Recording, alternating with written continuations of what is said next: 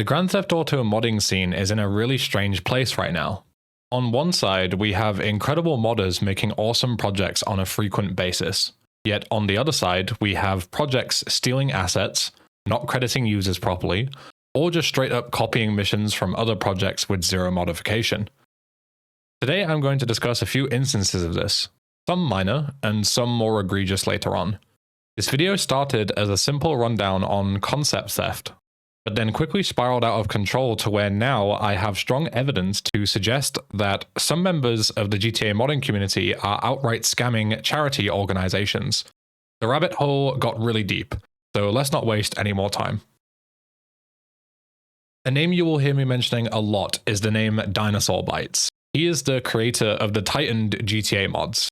If you've seen my content before, you've likely seen a lot of his work in my videos, as I am a big fan of his work, and I have even actively worked with him many times on many projects.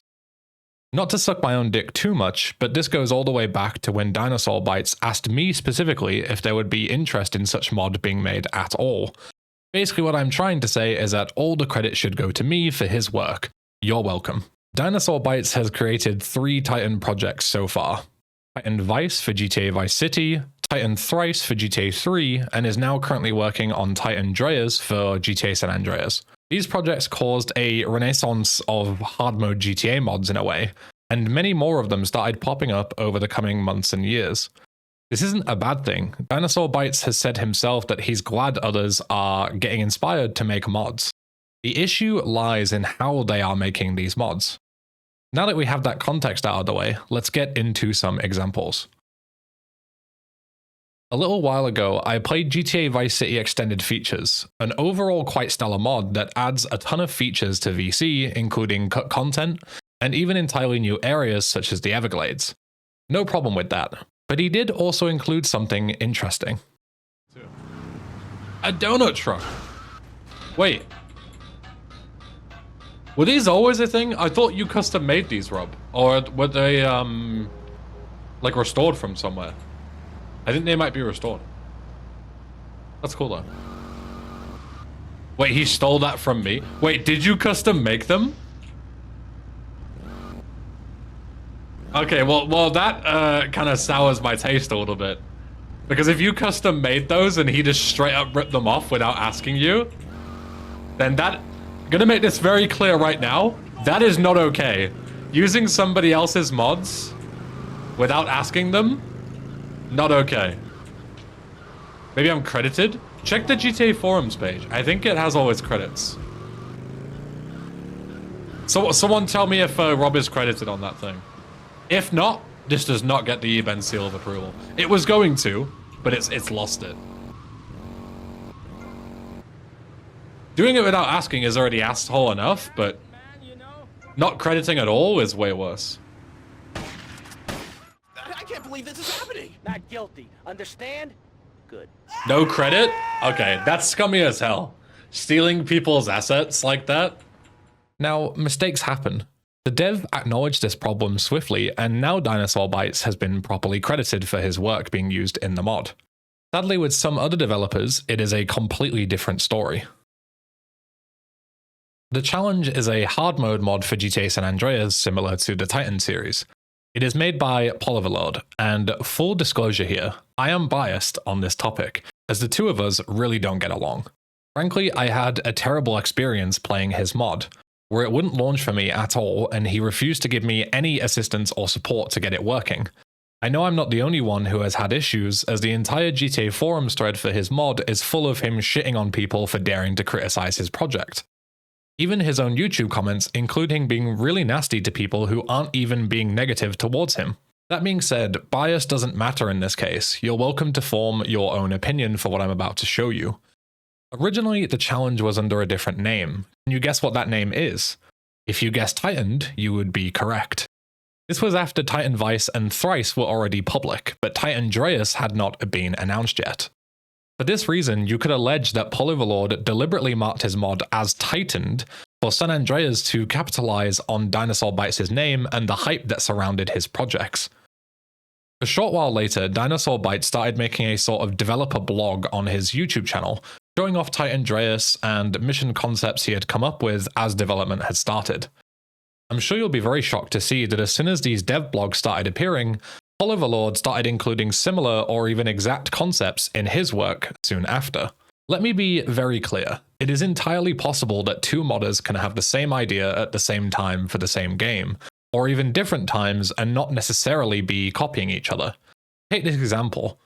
Here we see Dinosaur Bites actually including a concept after Polyvalord has made a video on it. Does this mean that Dinosaur Bites stole from Polyvalord? Of course not. Individual instances don't mean anything really. It's the consistent and frequent coincidences that start to raise eyebrows.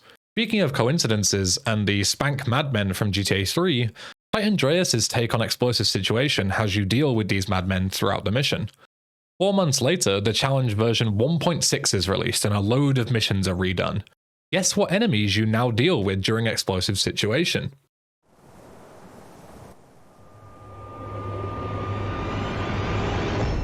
Here you go, I got a present for you. You be the judge. Ice Chatroom is a mod developer who has also made a Titan-like mod for GTA San Andreas. Very bluntly, but straight to the point, named GTA San Andreas Hard Difficulty mod. This mod came out several months after the Titan Dreas dev blog started, and it's one of those mods. And by one of those mods, I mean the ones that just make you roll your eyes constantly. Rather than interesting and unique changes, it's just bullshit difficulty where every enemy has a minigun or an RPG and one-shots you. Now this mod does have some interesting concepts sometimes. It's just a shame that they're also stolen from Titan Dreas. No more than a couple of missions in during 9s and AKs, the custom bottle locations are exactly the same as what Titan did months earlier. The mission fail message, eerily similar to Titan. Driving school, same thing. Hey, would you look at that? Another mod using spanked up madmen in San Fierro. What an incredible coincidence. Another mod I played in 2024 was GTA Unsettling Night. This mod was marketed as being inspired by GTA Long Night, which was one of the first ever GTA mods made way back in the early 2000s. I put inspired in heavy quotes there, because when I played this mod, it was clear to me that this inspiration narrative was just something they could point to when they inevitably get called out for straight up stealing from Long Night. Cover me, I'm going in. Distract the zombies while Brad is gathering food. Okay, isn't that a direct... Okay, this is literally a mission from Long Night. I gave them the benefit of the doubt originally. This is literally a mission from Long Night. Some missions are straight up identical. It's very obvious. Now this mod is a unique situation as they deleted their entire project soon after I played it and made a video on it. They then revived the project under a new name, GTA Long Night DLC Unsettling Night. Are you serious, man? Long Night DLC. I really hope nobody out there believes that they actually spoke to the Long Night devs and got permission to use their project name like this. Really gross. GTA Vice City Extagon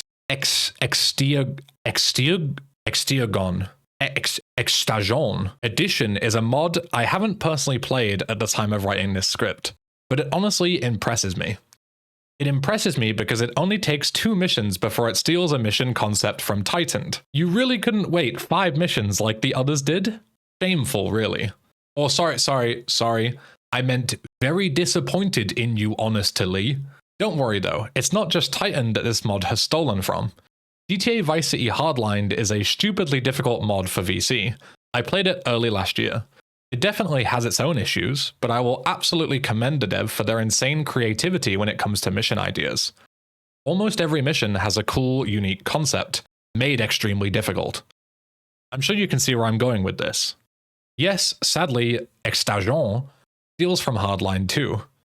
Using gates to block off exits during Copland? Stolen. Mission with custom vehicles with unique properties that you can only use once per attempt? Stolen. Fighting an extra guard during bar brawl that kills you in the cutscene? Stolen. This one is by far the most egregious, by the way. He's literally in the exact same spot as in Hardlined. Come on. If the Vice City Extended Features situation was the good part, and everything after was the bad part, then this section is definitely the ugly part.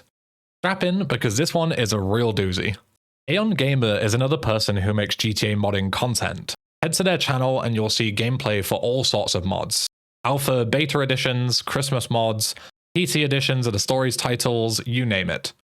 Nothing particularly bad on the surface until you actually watch their videos. At the time of writing this, their most recent video is about GTA Vice City stories on PC. Let's take a look.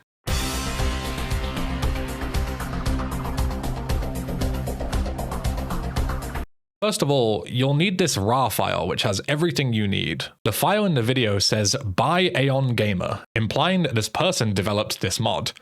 That's interesting because that is a very easily provable lie. A GTA VCS PC edition does exist, created by legitimately talented developers, but it was never finished. Aeon Gamer had no influence on this mod's creation as far as I know. Even the latest build of this mod doesn't have all the missions included. But Aeon Gamer supposedly does if you look at the comments. All missions included? Impressive. Head to another video, GTA 3 Liberty City Special Winter Edition mod. God, what a mouthful. The description states that this is their mod, but anyone who knows anything about GTA modding will recognize that this is clearly GTA Frosted Winter. I should know, I'm currently remastering it in my spare time. So there's two possibilities here. Either Aeon Gamer is secretly the god's gift of GTA modding, effortlessly working on all these old projects on the sidelines and finishing them. I find that very hard to believe as every video of his only shows already completed work by those before him. His VCS PC edition supposedly contains all missions, but he doesn't show anything beyond missions made by the original devs. Personally, if I had made all the missions playable, something that the community has been asking for over a decade, I would at least be showing a crumb of gameplay to prove myself. You might think to yourself, Eben, who cares? They're not harming anyone, just let them be. And that would be a fair point, but I'm going to now show you how they are hurting people. Not just the devs who actually created these projects years ago, but also innocent people who have nothing to do with this entire situation. Sounds crazy, right? Let's take a look. I originally tried to join his Discord, as that is an easy place to check and might have some more information. This server has over 900 supposed members, but when you scroll down the user list, the vast majority of them are bogus names with default pictures. I have no idea why you'd fill your Discord server with obvious bot accounts like this, but it's not what I'm looking for. Ultimately, the Discord didn't give me much, so let's move on to their Patreon. Aeon Gamer's Patreon is a place that you'll be led to if you want to download any of their supposed projects. It is referenced and plugged in every one of their videos. If you want to play these mods, this is where Aeon Gamer will tell you to go. There's all the mods we mentioned before, and even some new ones I hadn't seen, such as a black screen fix and Cricket 24. Bro is just selling possibly pirated copies of AAA games on his Patreon. Unreal. Anyway, the first issue with this is that Patreon is a paid subscription service. You pay a monthly fee and you get something in return. The something in this case is the stolen work of other people. Aeon Gamer is charging people real money on a monthly basis for stolen GTA mods. This is not only extremely illegal, but also insanely disrespectful to the entire modding community, and especially to those who actually put the work in to create these mods unpaid for the community's benefit. It is insanely scummy to pass this off as your own. It is even scummier to paywall it. You might not believe me, but this somehow gets way, way worse. Everything you have seen so far is negligible and completely inoffensive compared to what I'm about to show you. If you scroll further down on Aeon Gamer's Patreon page, this person has a section where you can pay him $30 a month to supposedly support the people of California who have suffered from recent wildfire attacks. People who are currently being forced out of their homes, losing loved ones as we speak. I am going to say this ahead of time. If this link is somehow real and 100% of the money that you pay goes straight towards a charity benefiting this cause, then I will remove this part of the video immediately. If you are still hearing these words, it means this piece of shit is stealing from charities around the world and actively profiting off of real deaths, real catastrophes that are happening right now. Disgusting doesn't even come close to describing this. This guy is truly a repulsive human being if this is true, and I really fucking hope I'm proven wrong. His Discord bio says that he is a strict Christian. If this is also true, you need to go to church and confess your sins, bro. Seek forgiveness and maybe therapy. I had to do it. I had to reach out to the man himself and see just what happened to the money in his eyes. I asked him what would happen if I donated through his Patreon. Where would the money go? The answer surprised me. An insanely written 1 capital letter per word, possibly copy and pasted, emoji-filled ramble. But inside, quote, I will use that money for sending it to other Christian churches who can help the people of California. Oh my god. So either he's the scumbag we see on the surface, he's scamming charities for the sake of selling stolen property, or he is genuinely a devout Christian and genuinely believes that he is doing good by sending the Patreon money to a church and believes that this will help people. I want to stress here, I am very familiar with Christianity. I went to a Church of England primary school. I went to church every Sunday as a child.